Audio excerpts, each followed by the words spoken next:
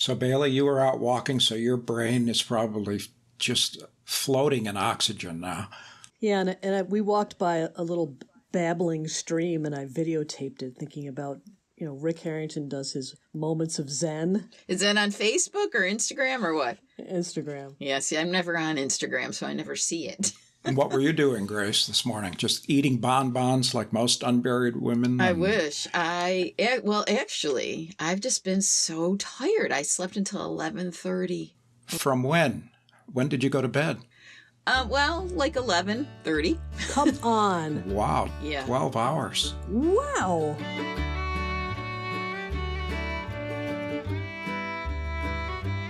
There was this research from, 5-10 years ago that in the Middle Ages, I don't have the article, but it was like a first sleep and a second sleep.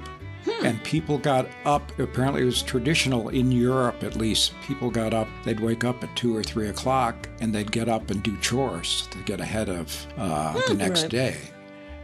They'd go out and milk the cows, or they'd, sweep up, start food cooking or something. And so for years, they've thought that the Industrial Revolution screwed up our sleep habits, that the natural way for humans to sleep was to get up in the middle of the night and do what Europeans did, apparently, as a tradition. And then recently, they found out that's not true, that cultures all over the world have all different kinds of sleeping habits, from all the way through the night to getting up 2 or 3 times. Yeah, I remember reading an article about, how everyone thinks like, well, in the whatever times, the sun would go down and you'd go to bed. Right. And they were, and researchers are like, that's not true. Right. They'd build fires and they'd do stuff until they were tired, so. Supposedly, the theory was the Industrial Revolution, you better go to bed now because you're getting up to get to the factory at 5. Yeah. And then you're there until 7 o'clock at night. So you just had to sleep all night, and it wasn't a natural thing. But nobody knows now. There isn't any natural sleep habit. Didn't the Europeans start to do their kind of closing down during the middle of the day, right? They'd have sort of a 3-hour break. Right. They'd have a meal and have a nap, and then they go back to work until a little later. Well, and that's still what sophisticated or what people who have sense do. Non-Americans? Non-Americans. We work way too much. I like that idea. I do too. Long, quiet afternoon sleep. But how do you get back to work then? Right. Well, I just think you probably get used to it. It just becomes your cycle. I think you'd be like, oh, I got to go back to work now. But I bet that's an emotional reaction, right? Or a psychological reaction. Right, because you should be feeling a little bit more awake. Work more organic, too. Improved. Your mind is probably moves a little faster. I'm usually crushed by like 3 o'clock in the afternoon. I yawn, and if I'm home, I'll put my feet up on the couch because I'm done. Yeah. I hate to tell you this, but I take a nap almost every day. I believe it. Oh, that's nice. Right around 2 o'clock.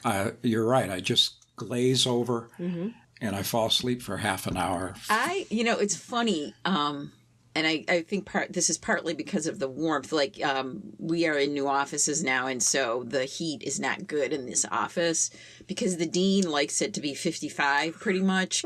And, so it's tailored to her likes. So anyway, we all have, many of us have little space heaters, right?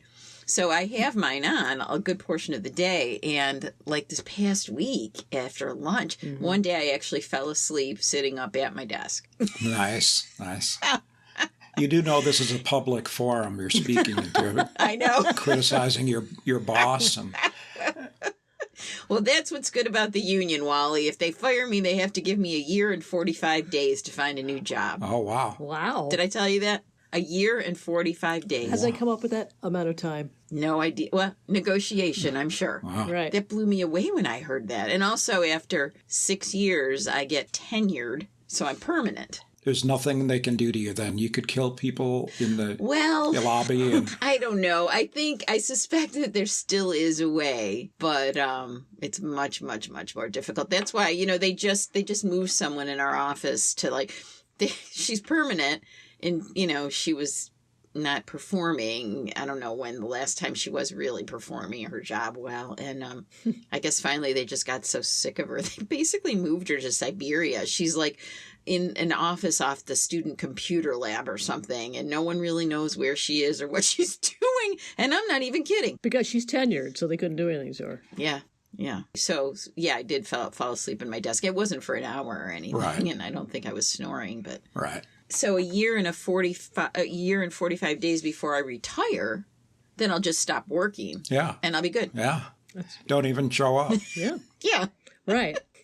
Well, and apparently, you know, a few people who have been put on that schedule, you know, they just don't really, a lot of them just don't show up. Right. Sleep has always been pretty much my favorite thing to do. I love taking the nap. I really look forward to it. Do you time it? Do you time No. it, or do you just sleep all the way through? Oh, no, I don't. Yeah. Don't time Whatever it. you want. I don't have a desk I'm at that anybody's watching. Yeah. Yeah. Well, just because, like, if I take a nap in the middle of the day, if I sleep too long, it definitely interrupts my sleep that night. Mm-hmm. So I usually keep it to under an hour. Right. Yeah. I have no problem. I perfected the 15-minute nap when I had started having kids, Yeah, I bet. where I would just crash. I mean, I'd be like almost sitting up and just kind of, okay, I'm done. And I'd close my eyes and sleep and fully sleep. And then I'd wake up 15 minutes later, completely refreshed, feeling great. The power nap. Yeah, and it really works. It totally works. I wonder how that works with like REM sleep and stuff. Where that 15 minutes must be the cutoff point beyond which you can't. Right. If I was doing something in a sleep lab, I'm sure they could measure those. Yeah, that's really interesting because I read again, or maybe someone told me this, that, you know, everyone wakes up after about like an hour and a half of sleep and, you know, you go to the bathroom or whatever, but that's a really typical part of the sleep cycle, that you do wake up. And also, I think, and you guys can confirm this if you know it, that the earliest part of your sleep is the deepest part of your sleep. Mm-hmm. Yeah, see, I that just seems counterintuitive, you know? Mm-hmm. If you get a Fitbit watch or one of those fancy smart watches, and you can track your sleep, and I had gotten one a couple of years ago for Christmas, and I wore it to bed a few nights, and it's really interesting to see the pattern. Huh. Is it your heartbeat? Does it go by your heartbeat or what? Your movement? Yeah, I think it does. Yeah. I don't know really enough about it. Sorry, but like, and then at the end it says you spent 25% of your sleep in deep sleep, and then you spent 35% in kind of semi-light sleep, and it's just kind of funny to watch what your brain's doing. And it has all the little charts and stuff. And Yeah. Wonder if it's measuring also, you know, those things they put on your finger and they give you your oxygen level. Yeah, I don't understand how those work. it's recording the pulse, isn't it, in your finger? Yeah, it records a pulse, but it also tells you like your oxygen level is not 95. Yeah, I don't know how they do that. Right, without breathing into something. Right. Right. Or breaking the skin. Biorhythms. Maybe it's like your skin's, I don't know, what would your skin has like your skin has a respiration sort of too, doesn't it? Maybe it's measuring that. Skin respiration. I don't know. I'll ask Rachel for next time. Yeah. She'll know. Yeah. Well, you know, with the sleep thing and dreams, I mean, I had another really weird dream the other night. And it was weird, though. My whole sleep pattern seemed off, too. And I don't know that I've had very many or any nights like this where I felt like I was semi-awake almost like the whole time, a good portion of the night, but at the same time dreaming. And I had this dream where I was like flat and covered in this multicolored kind of ceramic material, and they kept chipping at it. I don't know who they were, but they kept chipping at it because they had to get under to get to my skin. And it just seemed like it went on for hours and hours and hours. And like, while I was going through it, I could tell what the process was and why it was. But then when I woke up, I was like, I can't even remember what was going on there. And Wow. And I was like a wall. It was basically like this wall. It was so strange. I don't know what was going on. Since we did that podcast, I've been sleeping like a baby. Like a baby. Maybe you got it out of your system. I think I purged all my anxieties. And the older I get, though, the more I find I wake up about 3 o'clock every single night. And I'm completely awake at 3 o'clock. So that ties in with the European segmented sleep. Can you get back to sleep? Well, that's it. If you say, I really want to sleep, you'll never sleep. And if you pick up a tablet or a screen of any kind, you're done. I'll be awake till 5 then, and then it's too late. Mm-hmm. But if I just ignore it and just lay there, then that's usually the best. But making yourself do that is hard because it's boring in the middle of the night. Well, they always say, like, if you can't sleep, you shouldn't sit there and toss and turn. But I never get up if I can't sleep. Never. Right. I don't either. Yeah. Now, I have a friend who uses one of those apps that you can play a recording of someone sort of talking in a meditative sort of tone of voice, or you can another one could be telling a story, so it's a nice quiet voice, and I actually used it once and I drifted off after about 10 minutes, and then it just automatically turns off after 20 minutes or something. But for me, I would have to like get up, get my phone, go over, okay, there it is, and turn it on. And by that time, I'm like totally, what do I want to listen to? Yeah. Yeah. Well, also, I think sleep, supposedly, the disruption to sleep or the different patterns of sleep when you get older, that is a huge factor in aging. I guess, like, literally, that's, your cells don't recover as much. I don't know. I hope no one's listening to this. Well, first of all, I shouldn't worry about that, but I hope no one's listening to this hoping to hear like evidence-based research, but right. We had 7 medical facts that are completely wrong so far about skin respiration and oxygen levels. But she was very convincing. I know. Well, I always qualify it. Well, I don't know if this is true, but... Right. But it sounds good. Let's go with that. Yeah, sure. Did we cover sleep? Does that become our topic? I don't know. Walt, your nap time isn't for another 40 minutes. That's why I said 2 o'clock, because it's 1 o'clock here. Yeah, he's got to be home in time for that. And so if you're in your car at 3, you just go, and that's it. Let's talk about, I sent you an email with music. Did you see that? Oh, no, I saw it. I haven't listened. Let's let the listener behind the curtain and talk about podcasting issues. By the way, we didn't say welcome to Charbroiled Chats. Oh, welcome to Charbroiled Chats, everyone. Yeah. When I saw musical sketches, I'm like, oh my God, he's trying to turn us into Carol Burnett. Like you wanted us to do musical sketches. Right.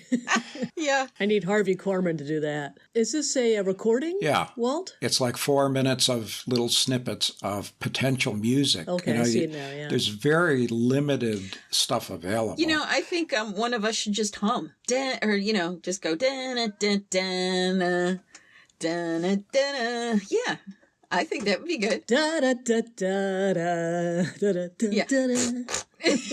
That gets taken. Yeah. Beatboxing? There you go. See, I knew there would be a use for that. Boom, shika, wow, wow. Bonk, bonk, bonk, bonk. So anyway, I'm just saying, when you get a chance, listen to that. You really don't want us to hum? I think it would be good. Okay. I'm just saying more like, what should it be? Should it be anything? Or should there be no music? Or should it feel like this? Or what kind of music do you like? Or I think we should have a score behind every full podcast. Like at this point, it'll be like... And then when someone says something, but it's like, bang! Mm-hmm. How about that? That'd be good. Yeah. We must know someone who can do that, don't we? My friend's son could score us Yeah, my friend's son could too. But my brother. My brother could do it. He could do a nice vibe thing. I'm sure he would be willing. Didn't he already do one for us or not? He would probably be willing to do a little vibe, improvisation. Did the recordings. I don't think he did any music. He could do music. That would be great to have original stuff, or we could... I'm volunteering him. He can barely call me. Listen, we haven't talked in 3 years, but would you mind doing a little musical riff for our podcast? Well, he did. He and his friend did some intros for us, but we ended up not using them. Right. Hopefully they haven't listened in to discover that. Because this is the 3rd episode of the 3rd reboot, so we haven't sorted these things out yet. Yeah, I guess it is the 3rd reboot, isn't it? Technically. It's like Dexter New Blood, but another one. Right. And then we took there was the first one, and then we took a hiatus, which is... Yes. Like a hiatal hernia, I think. But yeah. we probably don't want to get into that because We don't know what we're talking about there either. Yeah. Well, both my parents have one of those, so I maybe know a little bit. A hernia? Both of them have hiatal hernias. And the doctor said when we went to see the doctor a couple of weeks ago with my dad after his surgery, they said like 30% of adults get them or something like that as they age. So you can expect yours soon. Excellent. During a nap or not during a nap? What is it anyway? Is it? I don't exactly know. Yeah. Well, a hernia is isn't it when your intestine bursts out of? Yeah. Right. Perhaps, yes, from the retaining whatever. But I think a hiatal hernia is a little bit different than that. Now I'm actually gonna look it up while we're talking. I think it's higher up, like yes, I believe so. between your top of your stomach and your... Yeah, no, I think you're right. Let's see. It says. Here we go diving into medical things we don't know anything about.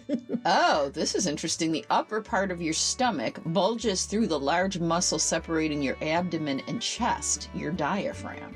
Huh. And that's probably why people get like reflux and hiccups and all that kind of stuff, because it's putting pressure in that area. Interesting. And nausea too, because my dad was talking about nausea, and she said, well, it's probably because of your hiatal hernia. Huh. And is that a permanent thing, or does it just... Yeah, I think so. Do you have to get it treated? I think it is permanent. I don't think you can treat that. I don't know. Again, I have no idea.